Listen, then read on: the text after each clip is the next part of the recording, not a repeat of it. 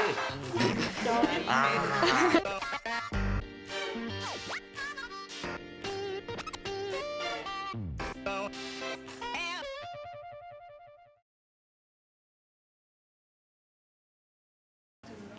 Ah, Toulouse, de toute façon, c'est une très belle ville, ça reste je pense que je suis né dans le sud-ouest, moi, sincèrement, parce que ça me plaît, je m'entends bien avec tout le monde, donc j'aime Toulouse à la base.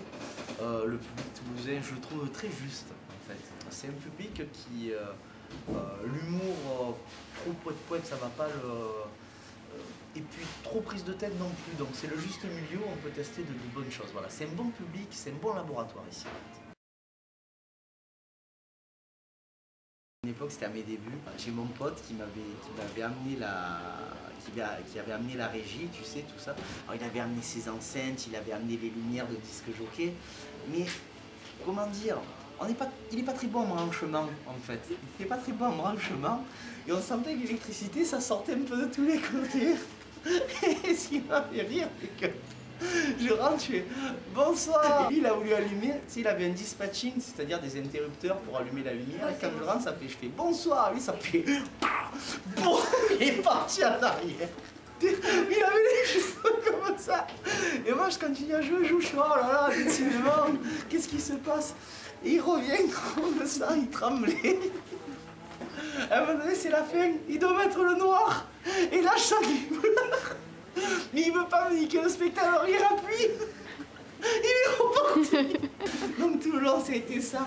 Mais il a pris des châtaignes magnifiques. Il avait vraiment les cheveux en l'air.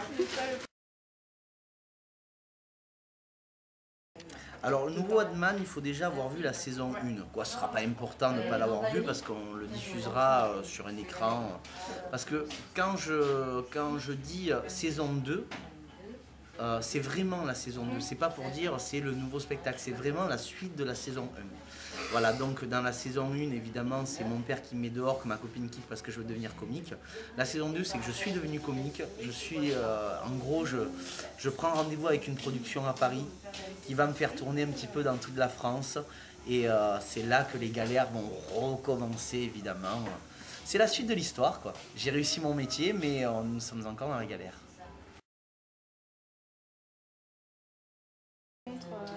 Ah ben c'est un mentor, c'est quelqu'un qui avec lui il m'a appris le métier et puis comme je dis souvent j'ai pris une autoroute.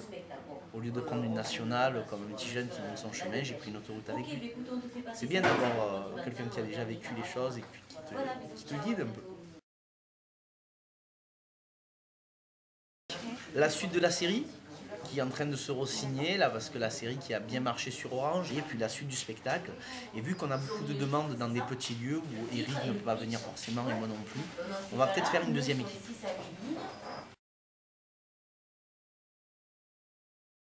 Pour être franc, cette émission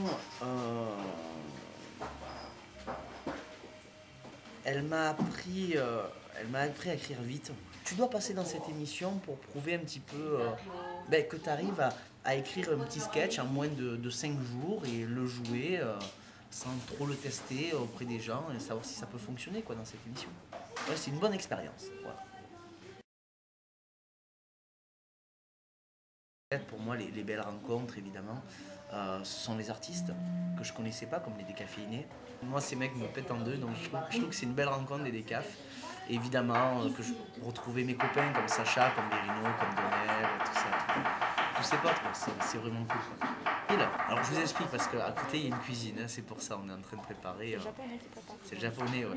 Par les sushis. Il fait pas bien, hein.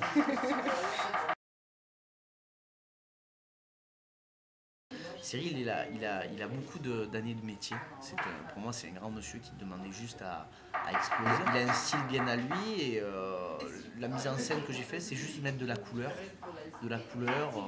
Quand il s'est mis à parler vite, on a travaillé ce passage-là. Il sait parler vite et on comprend.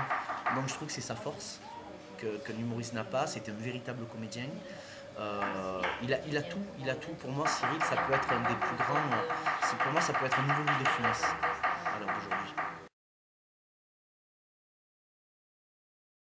Cédric Chapuis, Baptiste Caplin, Willy Rovelli, Benji Dotti, Sacha Dujasco, avec Décaféiné, Donel Jackson, Tano, Marco Paolo, Amfeb, Philippe Souverville, Stan, Edwin, Laurent Barra, il y a du monde.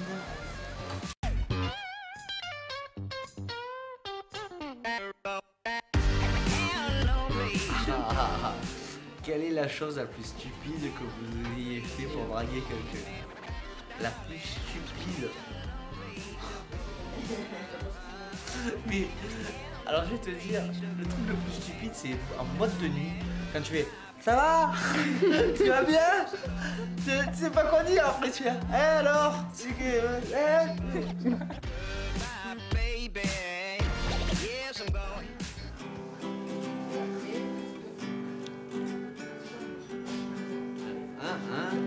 Web toulousain, hello comment ça va?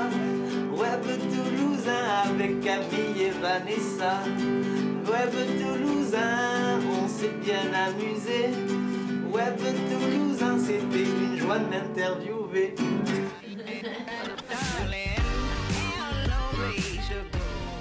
Web toulousain, écoutez, bonne route. Merci de m'avoir écouté jusqu'à la fin, parce que si vous êtes jusque-là, c'est que vous m'avez regardé jusqu'à la fin. Donc merci, à très vite et un plaisir de vous retrouver.